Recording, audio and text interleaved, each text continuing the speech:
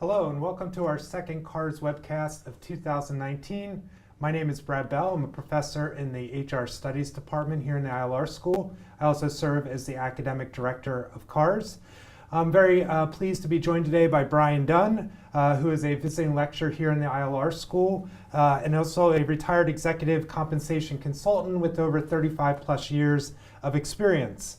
We're going to spend the next half hour discussing a provocative topic, which is around how companies are paying their employees and why they may not be getting exactly what they're investing in. Our plan for the next 30 minutes will follow this agenda, which is we'll start out by spending the first 15 minutes or so just having a conversation, Brian and I, providing some kind of background information and context. And then we'll take the last 15 minutes to address any questions that you submit during the webcast. You can submit your questions at any time, so please feel free to add them as they come to mind, and we'll tackle them either as we go along or at the end of today's session. So Brian, you've obviously had a lot of experience kind of in the compensation world, seeing compensation systems across many different companies. What's kind of led you to believe that maybe the way these compensation systems are structured maybe aren't working as well as they could be or should be?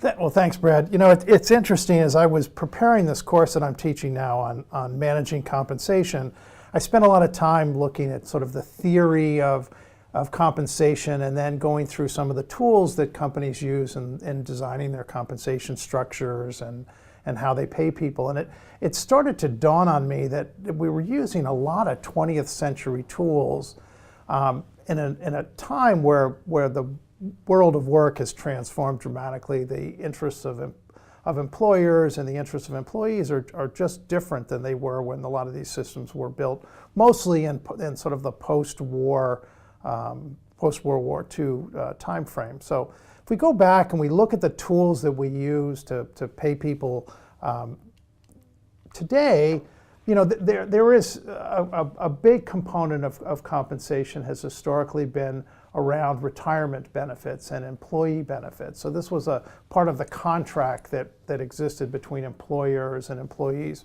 Not very common around the rest of the world, but here in the United States, employers play a major role in how we plan for retirement and how we deal with benefits. If we look at the concept of minimum wage and how people are paid relative to that minimum wage, you know, those laws were passed in 1934. If we look at the sort of the wage and salary practices, sort of the scientific compensation programs that were put into place, you know, whether it's salary grades or the point factor job evaluation system, the use of compensation surveys, all of these things were developed in the 1940s and the 1950s. And then if you look at, you know, even incentive plans, you know, really were evolved through the 1950s into the 1960s, whether these were annual bonus plans of any magnitude, sales incentive plans, the use of stock options, stock grants. And as I reflected on that, you know, a lot of this sort of evolved at the same time that we started to, you know, we saw a lot of the research. So the Maslow's hierarchy, you know, Hertzberg, McClelland, all talked about forms of motivation and professionals in the what was then called the personnel department started to figure out, like, well, how can we use these theories to build our compensation programs? And then, you know, that was, you know, that sort of spanned kind of the 40s through the 70s was when all those theories came into place. And then we started looking at things like agency theory, which came along just after that. And then, you know, the last bit is sort of behavioral decision theory, the merging of sort of social science and economics to try and figure out how to, you know, how do we understand how people behave and why do they systematically sort of behave irrationally. You know, that was, you know, Dick Thaler started that in the late 1970s, early 1980s. So all of the theory, all of the tools, you know, really date back, you know, to the last century. You know, and as we look at the world we're living in today, and why it makes sense for us to start to say, well, like, why are we using tools? Why are we basing all of our compensation practices on theories that were, you know, developed 50 years ago, when today knowledge work has completely outstripped manufacturing jobs by a significant margin. So if you look at manufacturing work, where a lot of these highly structured compensation plans were built around, it's less than 10% of the population is involved in that kind of work today. Manual labor has largely been eliminated through offshoring and automation.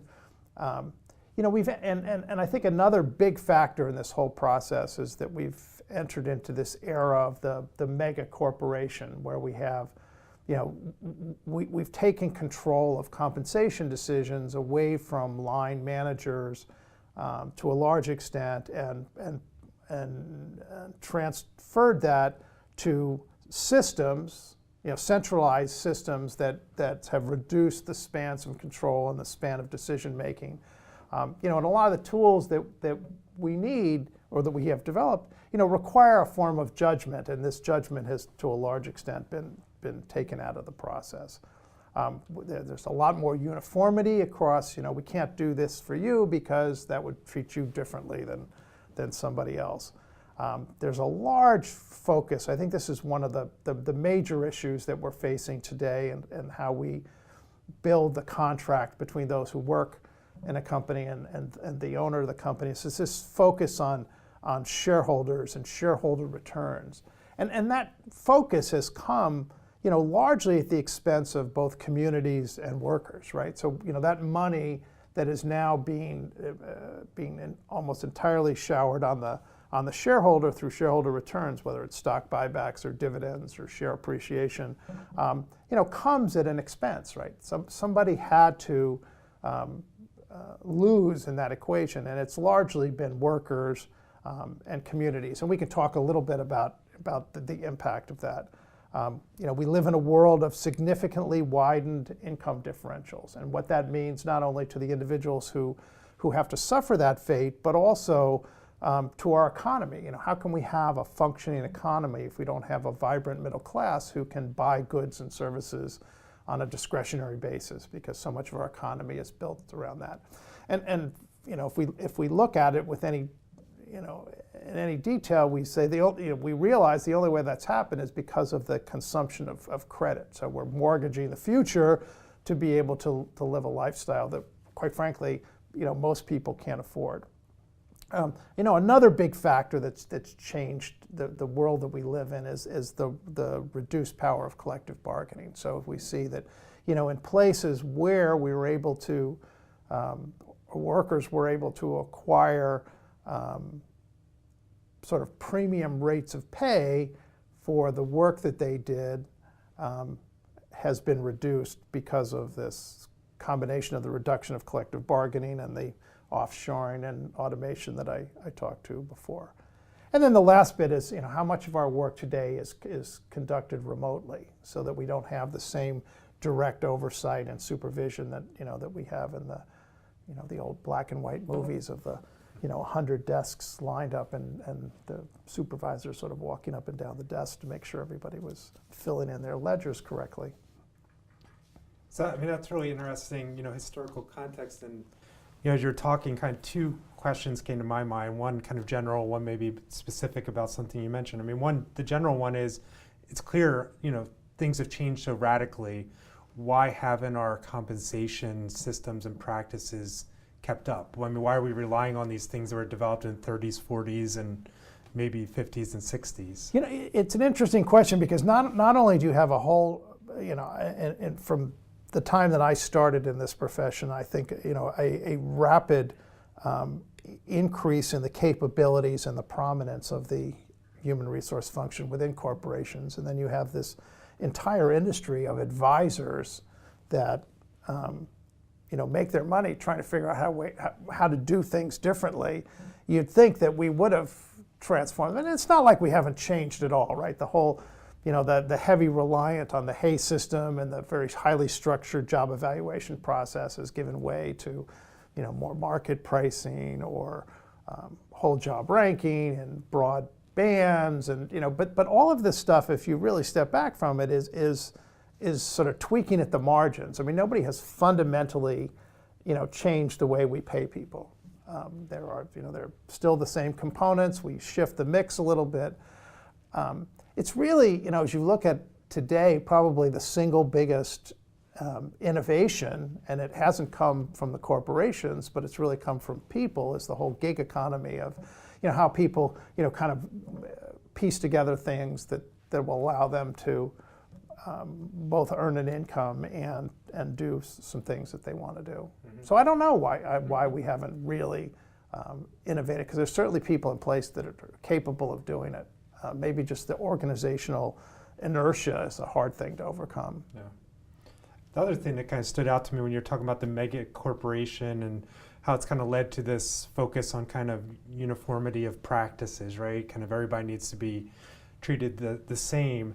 We're hearing a lot of organizations talking today about things like employee experience and employee, centricity, right? Trying to design different practices to really kind of be personalized to employee instead of one size fits all. To your point, it doesn't seem like that's necessarily really translated in the compensation area, but do you think that's maybe a direction we're going to see? There have been lots of experiments in this with allowing people some choice. So we see some choice in how people choose their benefits. We see some choice in being able to buy vacation time, trading cash compensation for vacation. So, I do think that there is a recognition in many organizations that people value different things at different times in their career. And this sort of comes head to head with, how many degrees of freedom do we really give employees? Because as we know from behavioral decision theory, right, people behave irrationally, right? People don't put money in their 401k, even though they get a 100% match. And people will, defer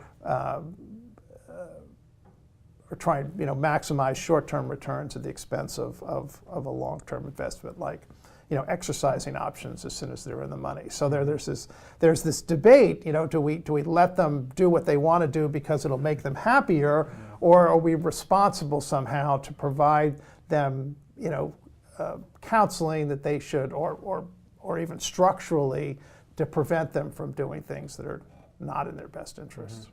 That makes sense.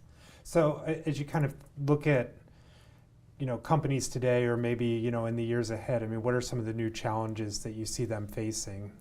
Well, I think one of the things in the corporate world, we see this intense focus on quarterly financial results. And as a result of that focus, there are a lot of decisions that are made that are contrary to the long-term financial success, and that comes down to things like investment in talent and investment in both product and new lines of business. So we see a much higher hurdle rate to make investments in a company than we've historically seen, simply because people don't have the time to be able to see the benefits of those things.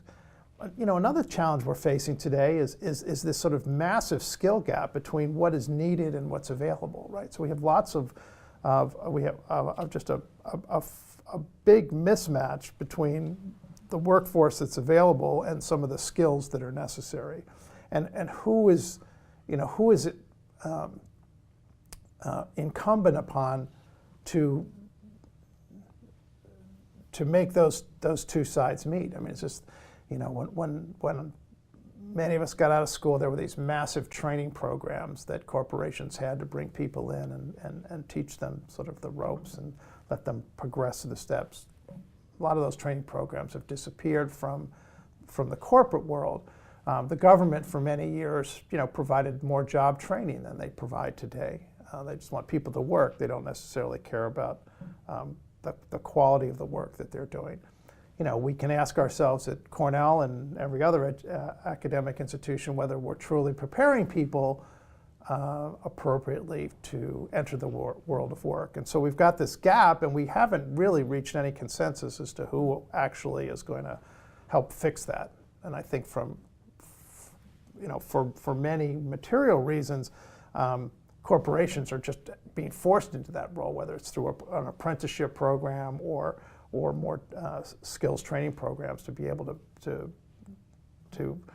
harvest talent internally as opposed to viewing, once your job is no longer necessary, you're kind of fungible and you'll go back out into the heap and we'll go find somebody else to do this job, is to be able to actually, invest more in your internal market system.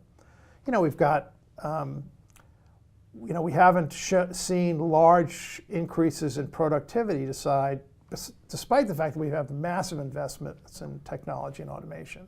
And why is that happening? Why are we not getting the productivity increases that we should get? We've got this issue of increasing pay inequity and social unrest. I mean, some of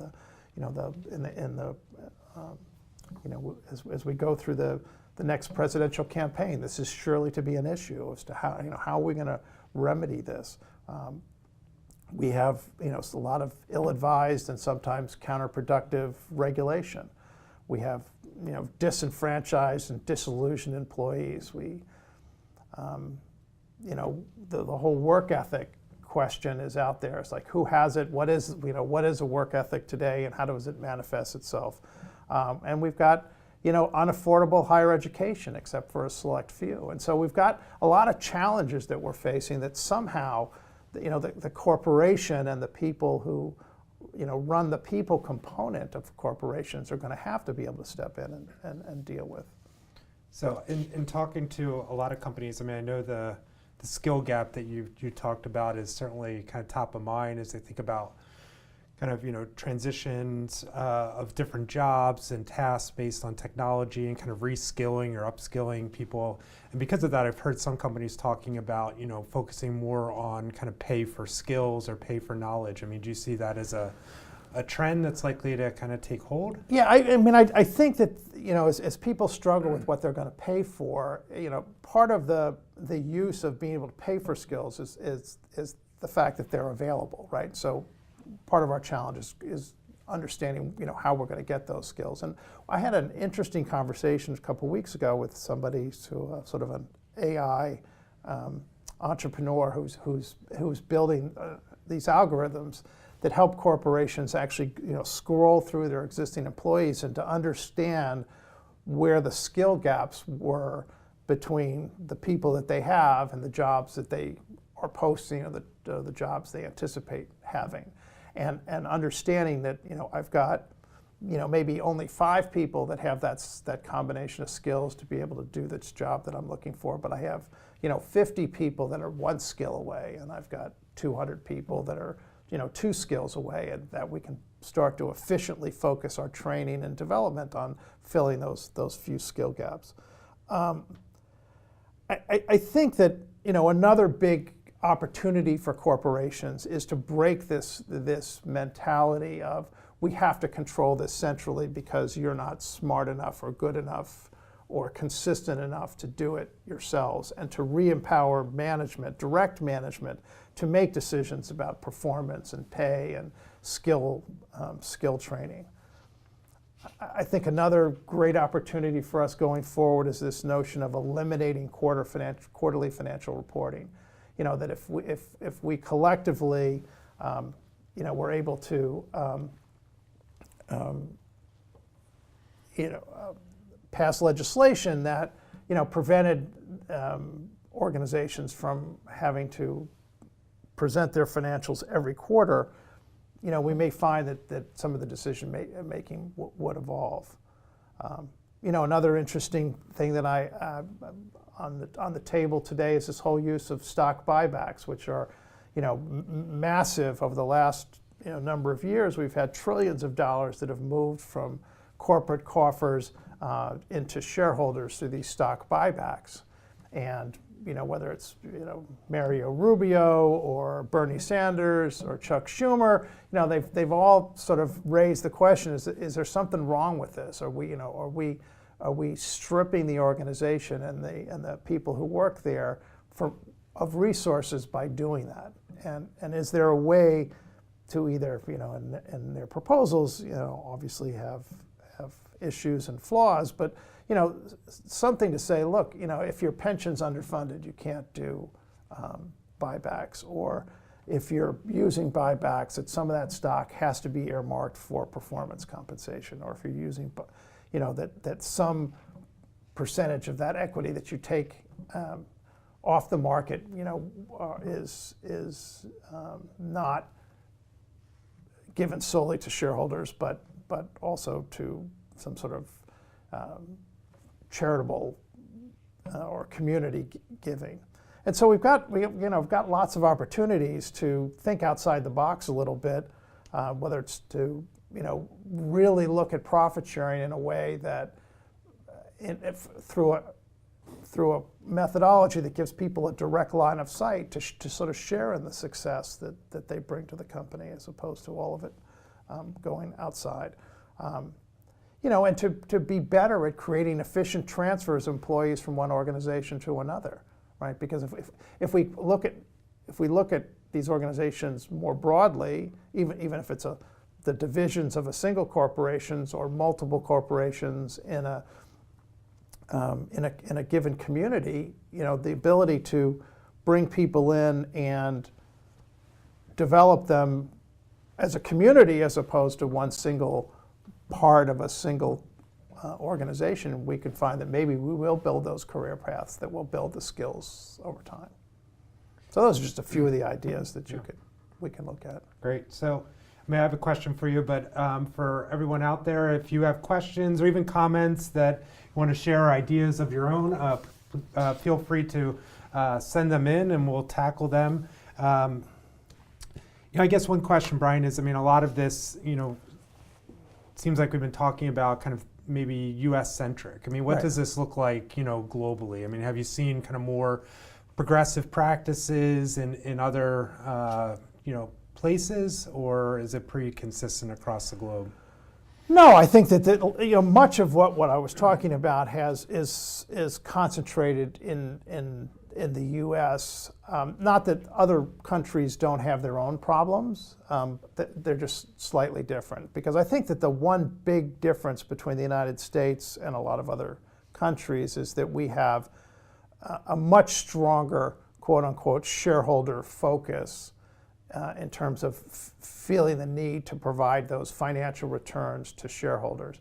And we also, part of the income gap that exists here that doesn't exist in other places is that the boards are still very corporate boards here, where in many other countries, whether or not there's seats on the board that are by labor, there's interlocking ownership, there's large family holdings, so that there are more skeptics in the room when a lot of these programs are talked about that don't currently exist in the U.S. context. Mm-hmm. So now I can't think of a place where I'd say, well, that's the ideal. We ought to try and emulate that. But I think being mindful of whatever context you're in, what your problems are, and trying to figure out ways to address those problems is pretty universal. Yeah. So one question that we have is around kind of, as you said, a lot of this is being driven by compensation professionals, either within firms or as advisors, kind of external to firms. What are some of the challenges they face in kind of driving these changes, or what do you think are some things that they could do to maybe bringing these systems into greater alignment? Well, I don't think that there's any question that everybody faces the challenge of inertia, right? Because employees are used to the system, they like the system that they're in, and so you're faced with that constraint. Like, how do we throw everything out and do something different? It's a very difficult, if not impossible, thing to do. And people come into the organization with some sense of context. So even in Silicon Valley, where they've taken experimentation of employee arrangements to about as far as you can go. They still have salaries. They still use stock options. They still use tools. They may use them in different mixes and different balances. So there's this broader constraint of people don't necessarily like change, and so professionals have to figure out a way. I also think that there's an institutional issue within organizations that make it difficult for the HR people and their advisors to have a seat at the table to make these kinds of changes. And I think it's only through dealing with fundamental business, P&L issues that you're given the opportunity to bring forward some of these changes. I mean, they were certainly able to bring in changes that cut back defined benefit pension plans and other things that sort of reduced the cost. Outsourcing was an opportunity, because it reduced costs. Now I think we have to be a little bit more creative and be able to do other things other than just cut costs, just how to spend our money more efficiently. Great. So a question that came in kind of hits on the, the issue that we're talking about, kind of building kind of skills, knowledge, for these kind of future careers or future roles. And just kind of asking what other kind of ideas or how might compensation facilitate kind of building those kind of future skill sets that we might not have, currently? Yeah, I think one of the biggest components that would help this whole process is being able to provide credibly long-term contracts, so that people knew that if they invested today, that they know what the path is future. So, whether it's through some sort of apprentice or internship program all the way through, where people can have a line of sight between this is how I start and this is where I'll end, and some confidence that everybody's going to live up to this deal as we go forward. Because I think that one of the biggest problems we face today in the American corporation is that the implied contract between employers and employees has disappeared, and so nobody really feels that there's a commitment on the other side that you're going to be in with me in the long term. And finding ways to build that back again, I think, is, whether it's through clarity of the career path, assurance that you're going to participate, for the corporation to invest over time, and for the employee to commit, post the investment. Is a place to start anyway. Yeah. So another question that came in, you kind of said, you talked about the fact that modern compensation strategies have really only kind of changed at the margins. Can you think of an example of a radical change to the employee compensation paradigm? Well, I think the most radical change that I can think of is this notion of, that you sort of raised, is paying for the set of contributions that you bring, and broadly defining what those contributions are. And so, I think that the one thing that will give us the equipment to do this is that we now have, through some of the artificial intelligence applications that we have today, we actually have the ability to get much deeper into what people contribute and what skills and qualities they have, and to be able to communicate those to people, and to determine what the value of those things are. And so I do think that